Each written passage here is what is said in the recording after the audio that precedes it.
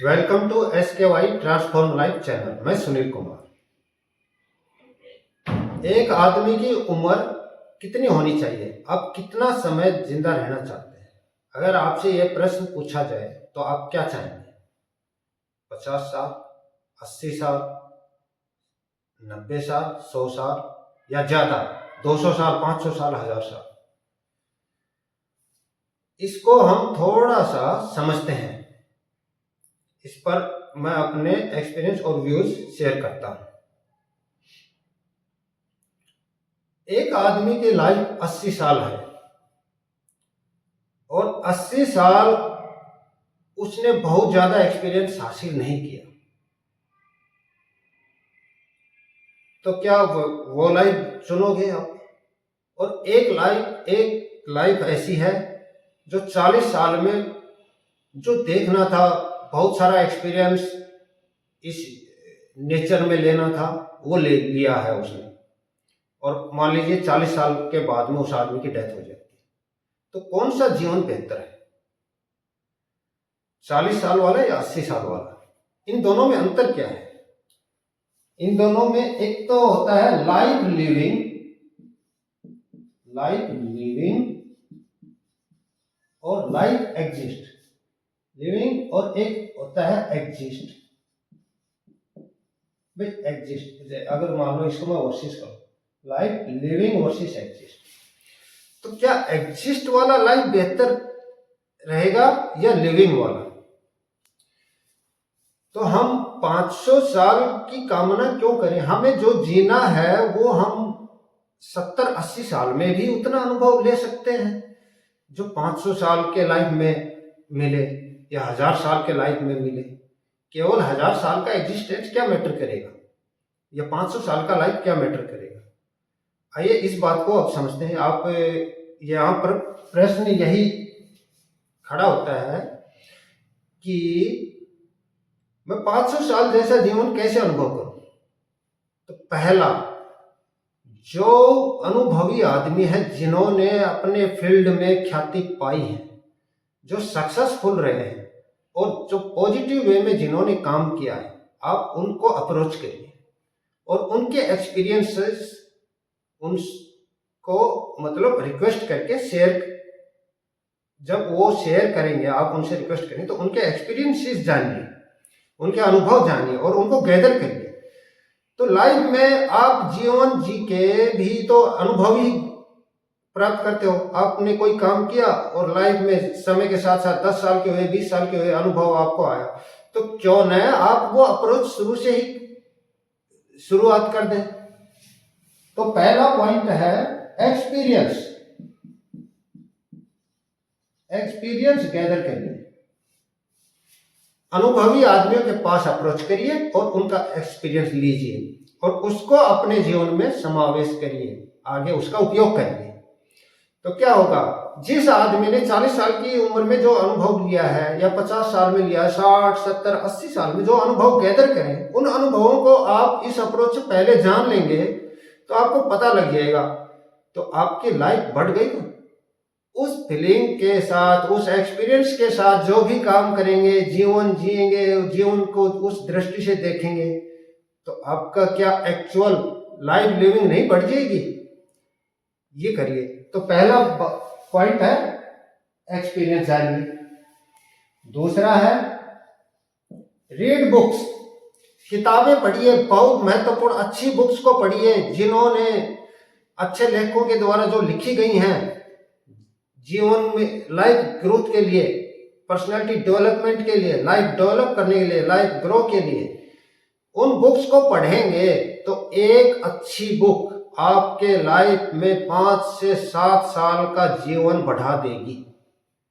एक अच्छी बुक 5 से 10 साल का लाइफ बढ़ा सकती है अगर उसको आपने पढ़ा अच्छे से और उसके एक्सपीरियंस को ग्रहण किया और उपयोग करना शुरू कर दिया। तो क्या उससे आपकी लाइफ नहीं बढ़ जाएगी?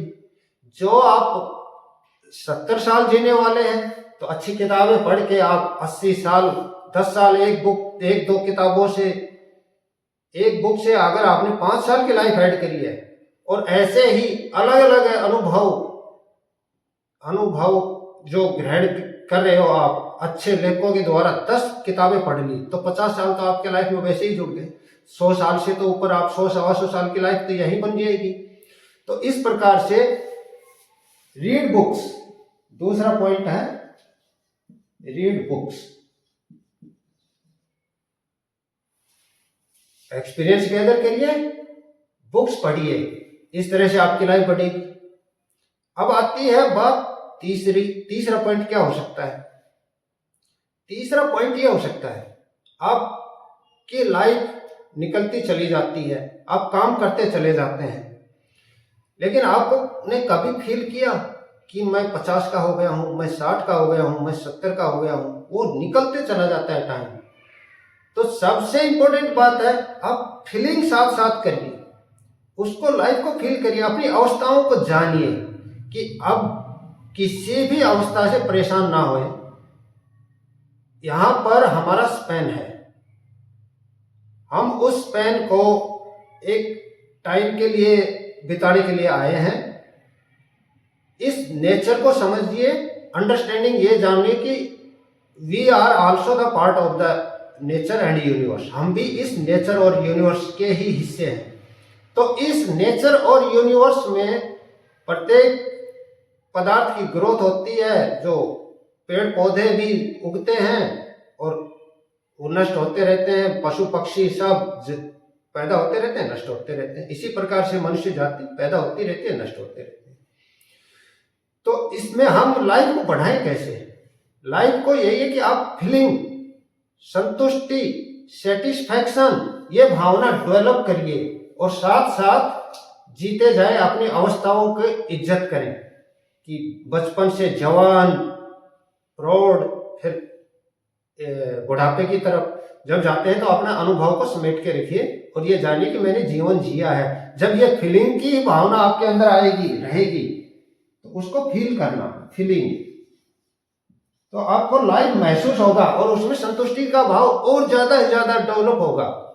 तो इस तरह से आपको जीवन लंबा लगेगा और महत्वपूर्ण लगेगा और मजेदार लगेगा। जॉयफुल, हैप्पीनेस, सेटिस्फैक्शन, ये सब चीजें आपको अंदर आएंगी और आप खुश रहेंगे।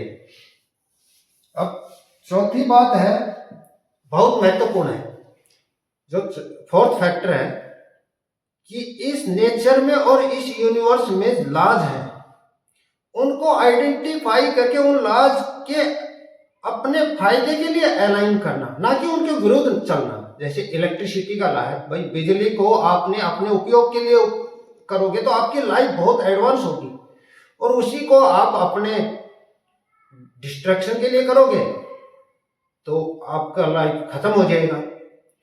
तो इसी प्रकार से जो यूनिवर्स के नियम हैं, यूनिवर्स के लॉज हैं, उनका पालन करिए और उन लॉज को जान के अपने लाइफ को बेहतर बनाने के लिए उनको अलाइन करिए, उनके अपने बेनिफिट के लिए उपयोग करिए। Law of gravity, law of universe,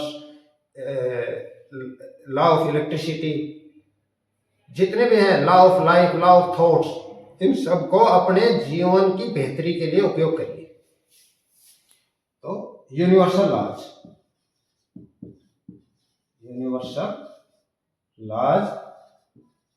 इनको अलाइन करिए, जानिए, अलाइन करिए अपने जीवन के लिए, और इस तरह से आपको लगेगा कि आपने भरपूर जीवन, आपको लाइफ छोटा नहीं लगेगा, बहुत लंबा महसूस होगा और मजेदार महसूस होगा। इन नियमों का अपने लाइफ में उपयोग करिए। इसी प्रकार के वीडियो देखते रहिए, मेरे चैनल को सब्सक्राइब कर लीजिए। Thank you for watching the video.